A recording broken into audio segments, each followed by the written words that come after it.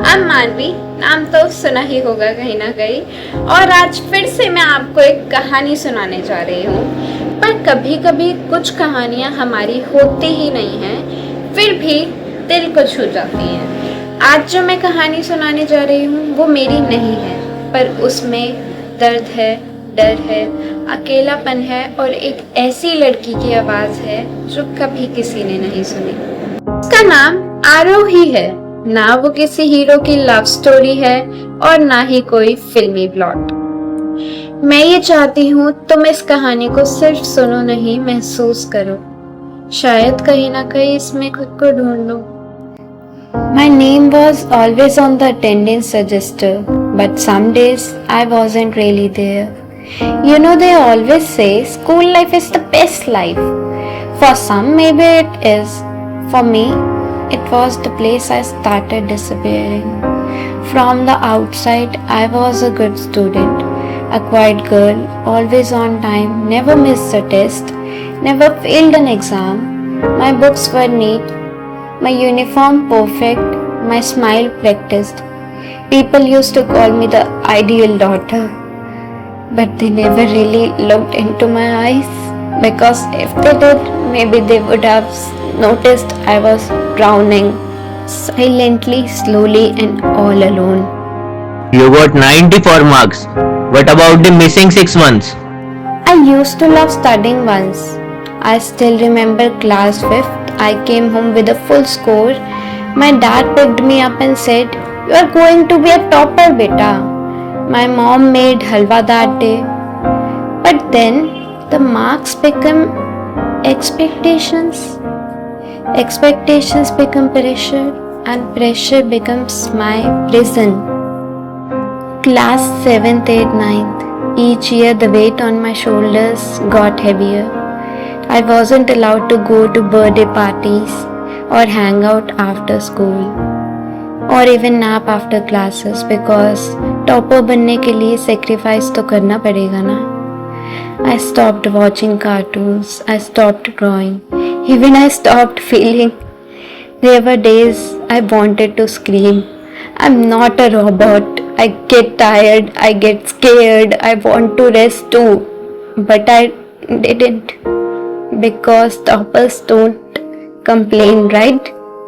One day in class 9th, I locked myself in school bathroom for 3 hours.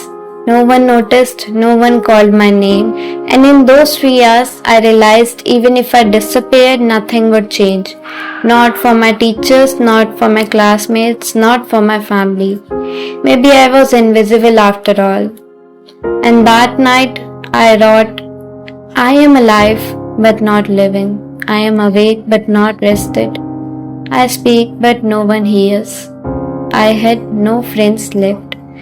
Just textbooks, deadlines, and a growing voice inside me that whispered, "You are not enough." My class 10th boards were 2 weeks away. Every night I crammed until my eyes burned. Every morning I forced myself out of bed even when my body begged for rest. I thought if I nail these exams, everything will be okay. If I become the topper, my world will make sense again. But the more I pushed, the weaker I felt. They didn't see a girl, they saw a machine that had to perform. And machines don't break, right? 10 days before the exams, I left home at dawn. But instead of entering the school gate, I walked past it, past the playground where children laughed, walked until my legs gave out by a deserted park bench. I sat there, no bag, no books, just me and the sky above. I looked my hands, they were shaking. My heart was roaring in my ears, and for the first time, I thought, maybe, just maybe, freedom isn't a full score. Maybe freedom is choosing to breathe. I didn't go back that day, or the next after that. At home, my father checked my room. My mother cried, calling my friends. The school finally marked me absent. Day after day, blank squares on the register, and still no one reached out.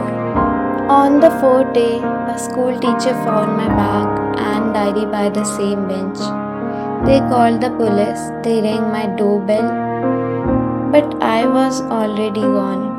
Inside the diary, I wrote, I tried to be their ideal, I tried to be perfect, but perfection killed me more than failure ever could.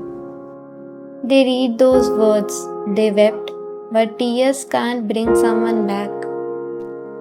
That girl was me once, before the scores, before the expectations, before the silence swallowed me whole.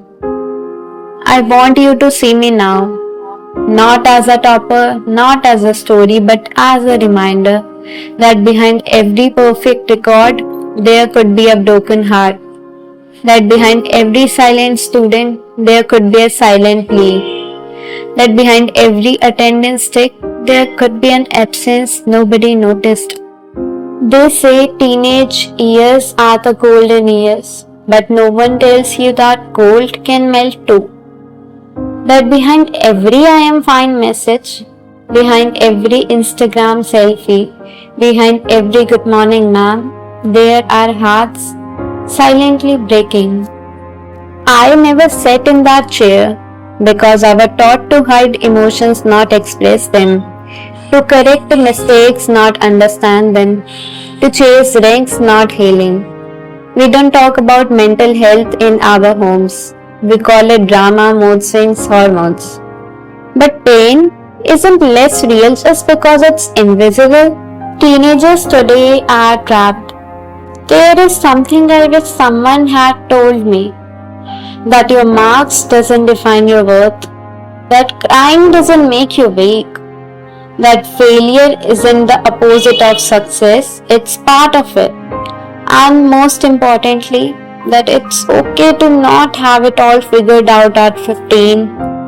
If I could go back, I would write a letter to my younger self.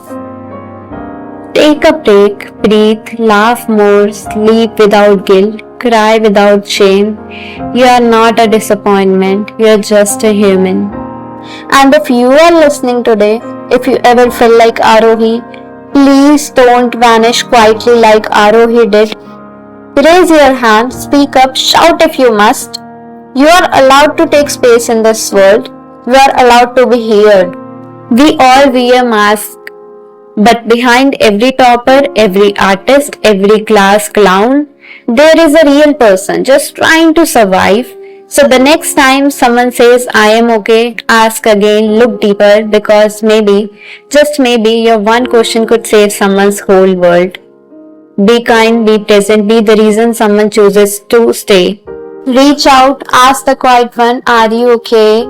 Because sometimes the greatest victory is simply staying alive. Be present for the ones who seem the strongest. Sometimes they need you the most. For every teenager who felt they were not enough, you are seen, you are valued, you are not alone.